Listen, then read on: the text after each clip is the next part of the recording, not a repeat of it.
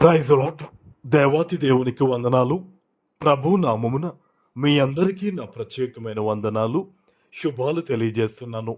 ఈ దినము కొరకు ఏర్పాటు చేయబడిన దేవుని వాగ్దానము యెహెజ్కేలు గ్రంథము 37వ అధ్యాయము 10వ వచనము.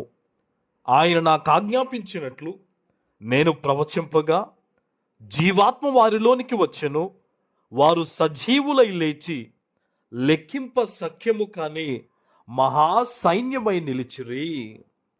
దేవుని నామానికి మహిమ కలుగునుగాక.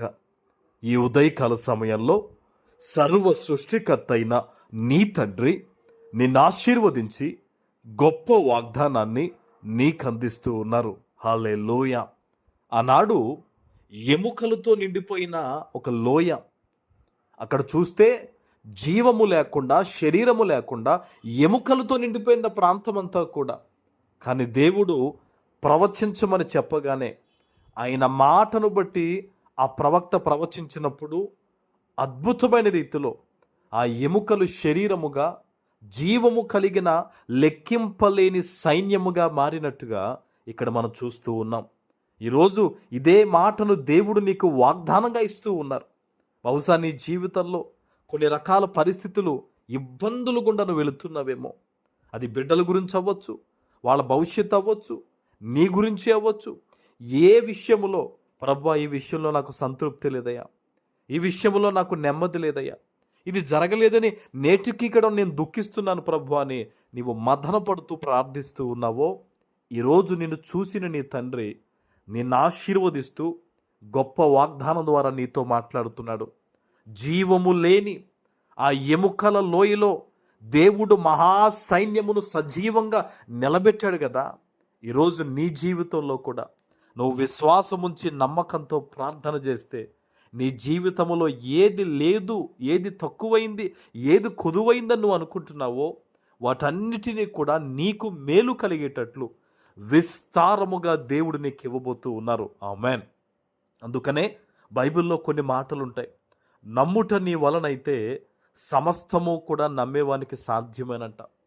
దేవుని వాగ్దానాన్ని, దేవుని వాక్యాన్ని ప్రతి దినము కూడా మనం నమ్మాలి, చదవాలి, వాక్య ప్రకారం బ్రతకాలి. చాలామందికి ఉంటుంది ఆశ, ఈ వాగ్దానం నా పట్ల నెరవేరాలి, ఈ ఆశీర్వాదం నాకు కావాలి అని. కానీ దేవుడు ఏదన్నా ఒకటి ఇచ్చే ముందు ఆ వ్యక్తిని ఖచ్చితంగా దేవుడు పరిశీలిస్తాడు, పరిశోధిస్తాడు. ఈరోజు దేవుని చిత్తానుసారంగా జీవించే వ్యక్తిగానే నీవు ఉన్నావా? కేవలం వాగ్దానం మంచిగా ఉంటే అది నీ దాకా వస్తే నెరవేరుతుందని కాదు. నువ్వెప్పుడైతే దేవునికి లోబడతావో గుర్తుపెట్టుకో, వాగ్దానం నీ తనంతట తానే, దేవుని మాటే నీ జీవితంలో నెరవేరుతుంది. ఈరోజు దేవుని చిత్తము, దేవుని ఆలోచన కూడా అదే. నువ్వు దేవుని యందు భయభక్తులు కలిగి జీవిస్తూ ఉన్నప్పుడు ప్రతి దినము ఒక ఆశీర్వాదం నువ్వు పొందుకోవాలనేదే దేవుని ఆలోచన అయింది. ఈరోజు ఉపవాస ప్రార్థనలో కూడా నేను కూడా మీ అందరి గురించి అదే ప్రార్థిస్తూ ఉన్నాను. ఎంతమంది వాగ్దానం వింటారో వారందరూ దేవుని చిత్తానుసారంగా జీవించేవారై ఉండి వాగ్దాన ఫలాన్ని పొందుకోవాలని నేను కూడా ఉపవాసం ఉండి ప్రార్థిస్తున్నాను ఈ దినము. ప్రియ దేవుని బిడ్డ, ఈరోజు నువ్వు ఎక్కడి నుంచి వాగ్దానం వింటున్నావో నీ తండ్రి నిన్ను చూశాడు.